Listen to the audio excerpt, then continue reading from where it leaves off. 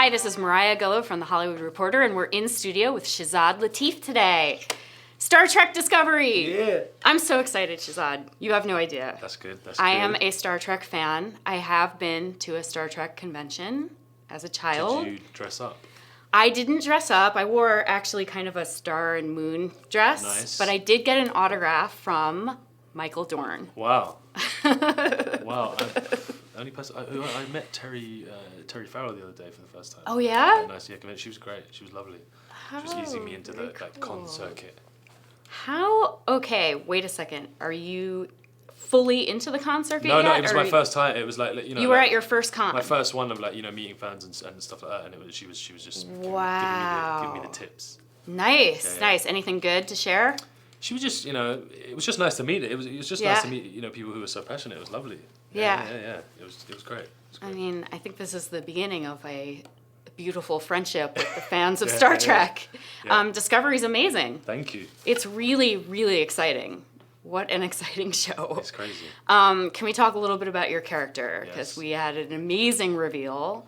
And I have so many questions. I'm actually really confused, but I think I know what's going on. But do you know what's going on? I Do you know think I know what's going on. The physical mechanics of what has happened? There was lots of discussions with, everyone had their, put in their 5 cents. It was producers, writers, everyone, other actors wanted to know what was going on so they could, react to stuff. And my understanding of it is Voq is the core being underneath. Voq. We changed halfway through. Really? From Voq to Voq? Voq to Voq, yeah, because, Voq sounds too much like other things. Yeah. And, so Voq's the core being underneath, and then Ash Tyler, who is a real soldier, who Laurel finds, and, he matches sort of physical descriptions as much as he can. His consciousness, his memories get him placed on top. And so it's two. So it is two people. So we're physically Voq. We're physically Voq, but he's been crushed down with bits of Tyler's, obviously his skin and some of his organs and that kind of thing. Oh man! So it's a real Frankenstein situation. Yeah. Crazy. How did you? I mean, how did you kind of become those? I mean, you've got 3 characters now because you're in the mirror world too. It's 3. It's technically 4 because the new Tyler Voq sort of transformation is actually its own little thing. Dealing with this. If you wanted to say it was 4, but right. It's crazy. The first 4 eps I was just Voq anyway, so it was that was my focus, and then I could move on to Tyler, and then Tyler for the first 3 Voq's sort of sleeping, so then I could focus on Tyler, and then it was 9, 10, and 11 where it started getting crazy. You had to start switching things, and couldn't make sure the arcs link up and continue, and they all make sense because it's hard to sort of keep a focus like an objective eye on it. Was it a relief to get out of the Klingon makeup for a while? Yeah, because it's claustrophobic. I never put contact lenses in my eyes ever before, and it just stings. It makes you cry. It's just It's just horrible. It's claustrophobic. It's sweat. It's lots of sweat after 12 hours. And you have to drink really through straws. You're not allowed food. They were like, don't eat. I said, I'm eating lunch. I'm having my lunch. So I used to open wide, make sure the lips didn't get messed up, like ketchup. No sauces. I love sauce. Oh no. But it was a relief. But mask works great because it's very free. You're hidden underneath this thing, so you feel very free. So that's the only positive side. It's good for acting. And now, everybody who's a Star Trek fan knows that the Klingon language is very well developed. So how are you with Klingon? I think I was very good. I got a good response from Robin, who was the expert who'd spoken it for 40 years. We did our first practice session. She was like, "Oh, you're good. You're nice." Good." And I was like, because there's very similar sounds to Arabic and Spanish, rolling R's and stuff. And I'd studied Spanish a bit, and I'd done a bit of Arabic before, so I found it quite easy, and I enjoy languages. So it was a fun thing to get into, and it helps you obviously become Klingon. Would you be able to teach me a Klingon phrase or a word? I remember I sort of, when you just erase everything from it. But my first ever line was, "I will light the fire," which is, "Gul v'chukan jich." Gul v'chukan gich. That's pretty good. That's very good actually for the first time. That's very good. Yeah. Thank you. Now, I'm not sure if Michael Burnham will ever have you back, but at this moment, you are a dual love interest. Yeah. What was it like filming two very different love scenes? There's a four-way relationship going on inside three bodies. It's very that's how I've been describing it, but it's crazy, and they're equally justifiable. Both these romantic relationships, Voq and Laurel. It's their own story. It's lovely, and they should be on that journey, and also should Ash and Michael. So it's just something's got to give, and one of them's it's very sad that one of them won't be complete. I like both of their. They should all just go on a double date. That's what I want. I want them to all go on to a restaurant together. That's what I want. That would be good. So let's talk a little bit about the canon of Star Trek. How familiar are you with it? I mean, you're a young man. This is, I don't even know how far back Star Trek goes. I'm well aware of the history. I mean, I was aware of what the show was. I wasn't a super fan. My granddad was. My uncle was. I grew up with Next Generation. It was on after Fresh Prince, BBC Two. It was a good double bill, and just Patrick Stewart and his lovely shiny head. Is your family putting in any of their 2 cents? I spoke to my uncle once, and he was just very happy. I haven't had any because this is set 10 years before, so I mean, you can't really do research by watching it. It's not really going to benefit you really, because it's this is everything is new in a sense. Right. I mean, you could be somebody's father. You never know. That's true. No, but it's nice again. I rewatched some Next Gen. That was mainly the one I rewatched because it was the one it was nostalgic for me. So yeah. Well, I have a question. I have some questions for you just regarding Star Trek characters. I wanted to see if Star Trek was a yearbook.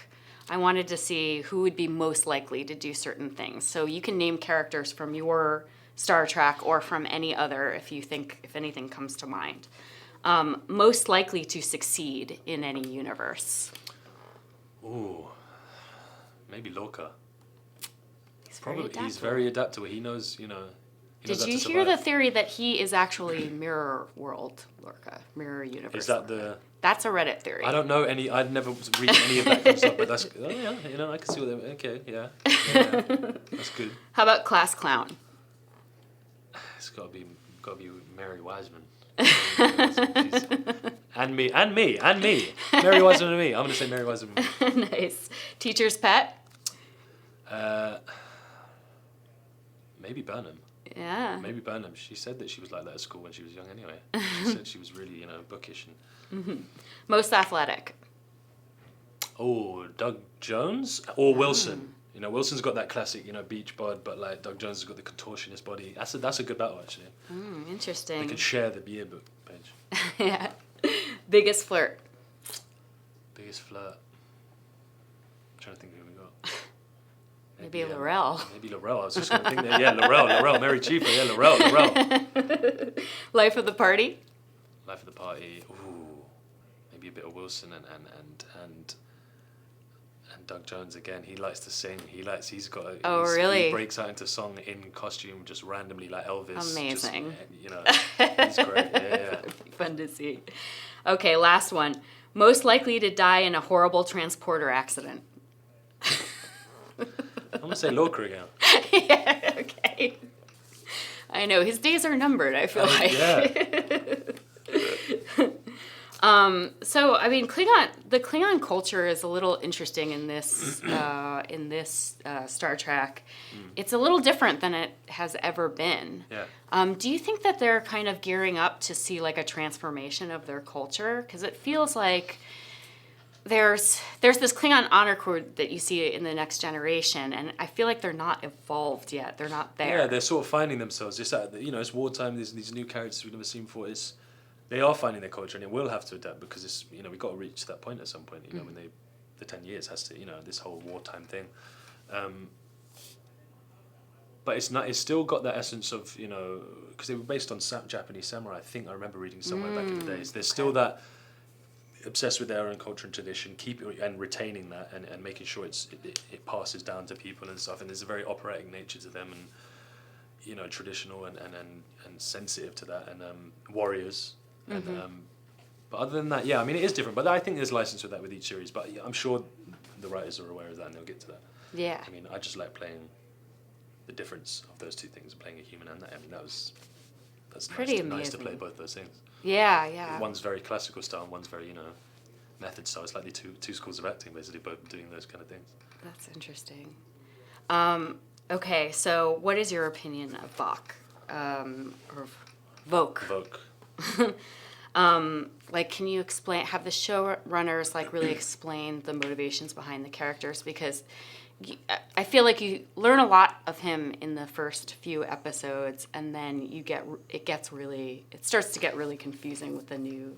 Yeah. Well, he's got his whole. He could have a whole prequel up until the point where he says, "I like the fire." He's got a very interesting story of this guy who's an outcast in Klingon society. He's got, he's an orphan.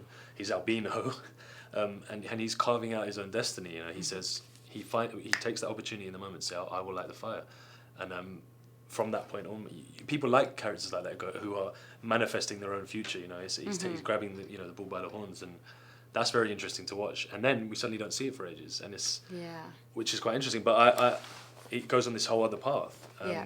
It's not how I thought the story was going to go when I was reading it, but he's a very sensitive. I like the fact that he's not this crazy warrior, angry, shouty dude. He's very internal, very sensitive. He needs Laurel. It's very there's something sweet about him. I think there's something very sweet about him. I get the sense you don't see him as particularly a bad guy. Not at all. Not at all. I think I can't judge. You can't judge your characters. That's a classic little acting rule. You can't. If I was, I have to see him as he believes what he's doing is right. Mm-hmm. And I think in the first few episodes that's fair. I mean, because it was confusing who did what. Who made the first move. And it gets complicated when he attacks Burnham. Yeah, but I mean I suppose they're enemies, and the Federation just as evil in their eyes. Mm-hmm. Well, let the Reddit theories commence on that. So, just a personal question to you. Would you prefer to be in a mirror universe or to be jumping to the past or the future?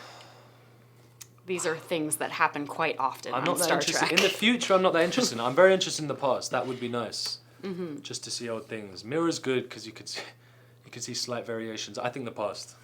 The mirror world seems confusing to me. Yes, it's you, but I mean, Doug Jones playing that whole thing of him just bathing Sonequa in the mirror universe. That's great. I thought it was just little variations like that.